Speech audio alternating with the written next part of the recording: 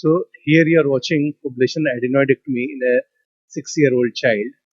You can see the adenoids are grade 4. We have pulled the soft palate with the rubber catheter from the other side, and I'm starting from the upper pole of the adenoid. The setting of the coblation wand is 9 for ablation and 3 for coagulation. So that's the superior boundary. You can see the whole adenoid. The superior boundary is first getting defined, and that boundary is the periosteum below the sphenoid bone. Now we'll debulk to reduce the bulk of the adenoid so that we can layer by layer we can dissect and remove the whole tissue. It's important to keep on moving at a very gentle pace so that the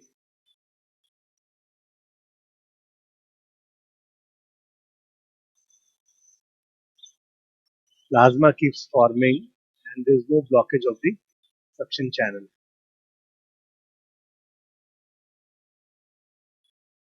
If you move too fast, then there will be more bleeding. If you move too slow, then there will be blockage of the suction channel. That correct pace is important. Now that's the superior boundary completely defined.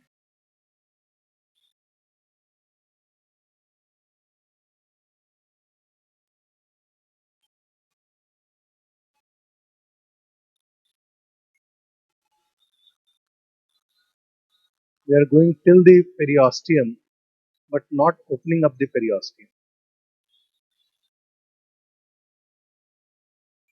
Now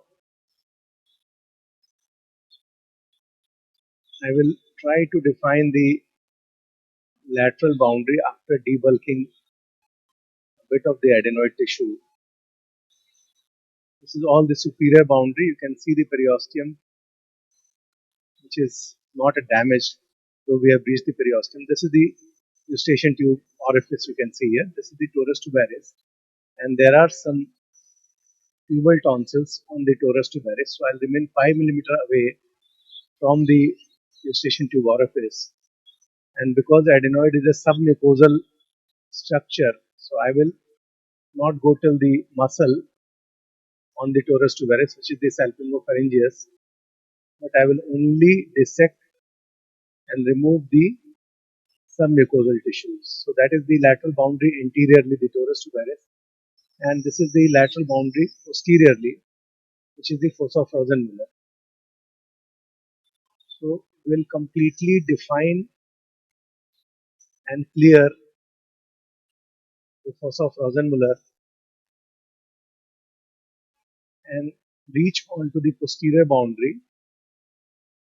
See, here will not direct laterally, will direct superiorly or medially, so that any chance of any aberrant carotid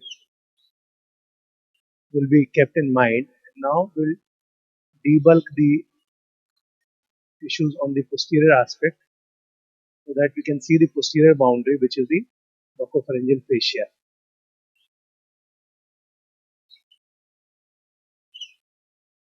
That's the fossa of Rosenmuller completely being cleared.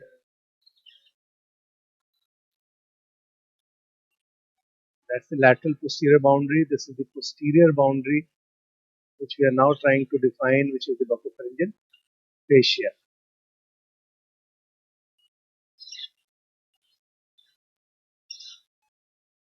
That's the little bit of adenoid tissue is still there.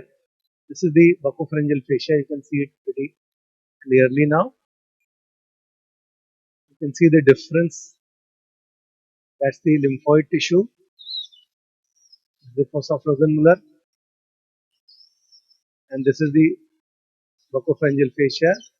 This is the periosteum. Alright. Now Little bit of tissue here laterally. I'm coagulating. I'm not ablating. I'm only coagulating, and still some amount of tissue on the posterior boundary, which I am ablating.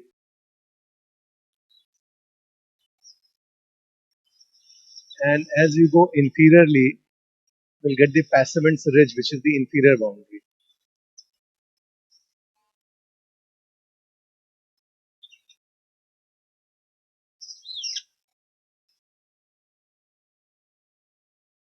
So we are going laterally, removing all the tissues, but keeping the wand directed on the medial aspect so that we do not damage anything inadvertently on the lateral side. Just in case the carotid is aberrant, we should not be damaging it. So I'm keeping the wand directed medially. That's the inferior boundary, which is the passavant's ridge. You can see the buccopharyngeal fascia everywhere.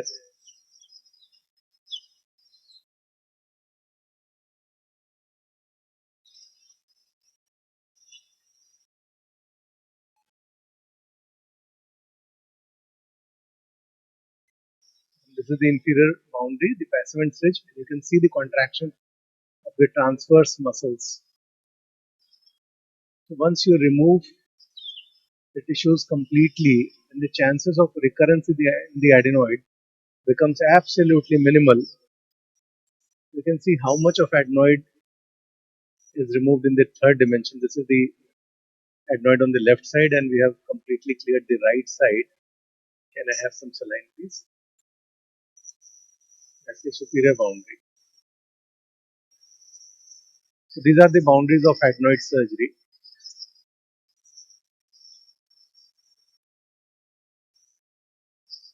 Completely defined on the right side. Now I'll debulk the rest of the adenoid and then come from the left hand side.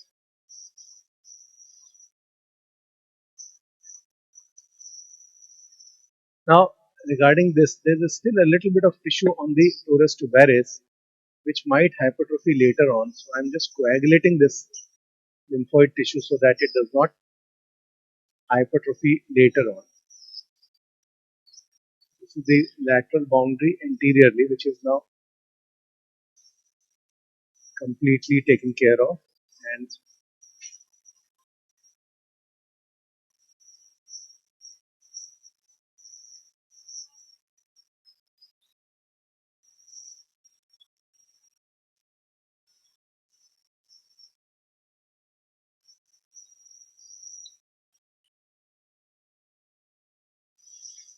so as much as I can do from the right nostril, I'm still doing.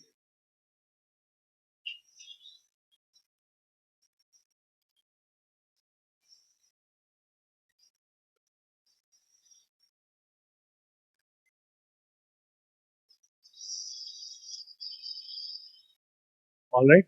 So my right side dissection is over. I should now come from the left hand side, and therefore I'll just change the side and come on the left side. Now it's important to decongest the nose properly so that you do not damage. See how large the adenoid is. Left side is almost completely blocking still. So again we start from the upper pool. The child had a complete mouth breathing habit, snoring, disturbed sleep, restless, fluid in both the eardrums for a long time, not responding to medication, and we are not performing a grome insertion because there's a 99% chance that once we take care of the adenoids completely and take care of even the tubal tonsils, tubal adenoids completely, the fluid will resolve within 1 month's time. So there is no need to perform a grome insertion, so that's an unnatural treatment. This is a more natural treatment. The cause for the problem has to be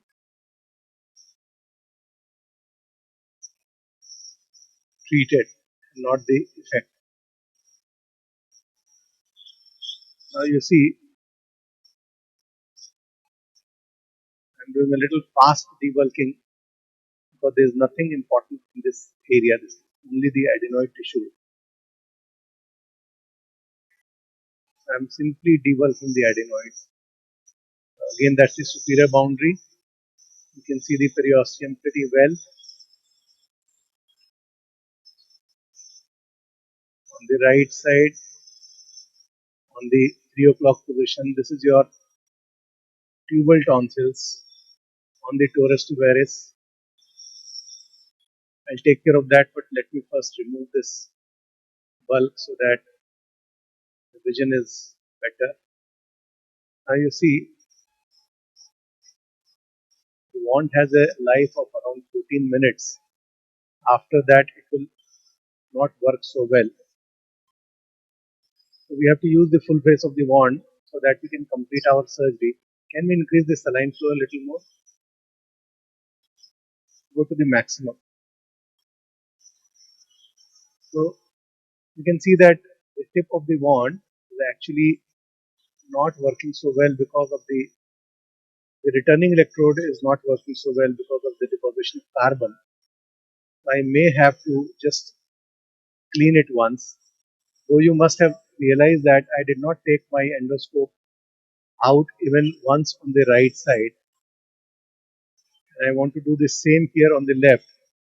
But now I need to possibly clean up the electrode. I would want to show you how we clean the electrode with a toothbrush. And if required, can you just clean it, system? Just show it properly how you clean it. With a toothbrush, sterilized toothbrush, remove all the debris, and if required, we also use the not required, leave it. If required, we can use the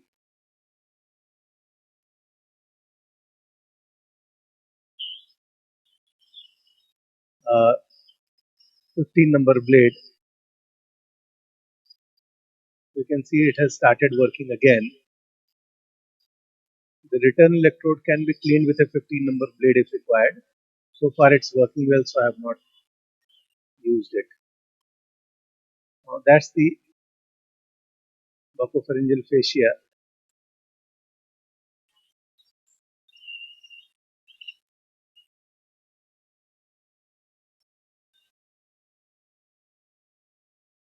And you can clean the endoscope by just rubbing it on the tissues so that you don't need to take it out.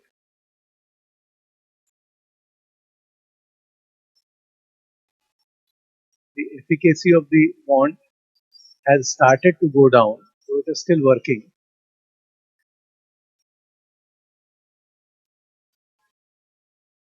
That's the fossa Rosenmuller on the left side. This is the torus tubarius. So let me remove the tubal tonsils or the lymphoid tissue on the torus tubarius only submucosally and not getting into the salpingopharyngeus muscle. That's the fossa Rosenmuller.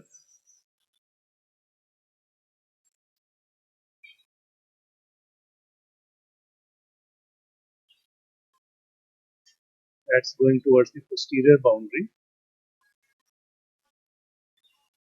You can see the fascia, that's the fascia. I have not opened up the fascia, I have only defined the fascia and then removing tissues completely so that we reach the inferior boundary or the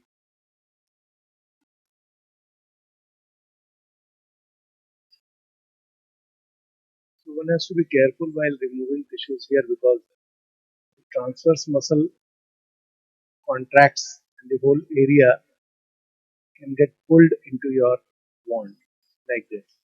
See this? So, and then you can inadvertently damage deeper.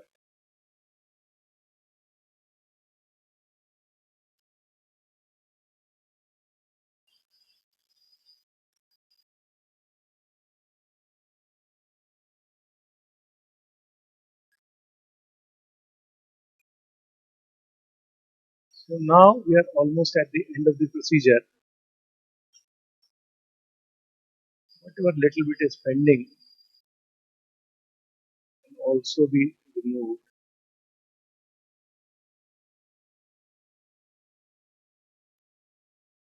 All right.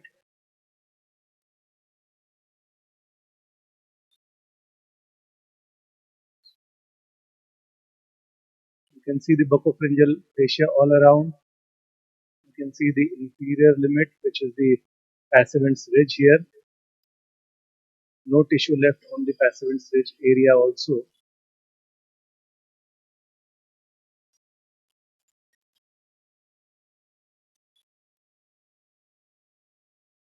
And that's the complete clearance till the boundaries on both the sides. Now this I'm just coagulating, not ablating. I'm only coagulating the lymphoid tissue on the torus tubarius so that it does not hypercoagulate. And this will make sure that the pressure on the eustachian tube is released and the child does not require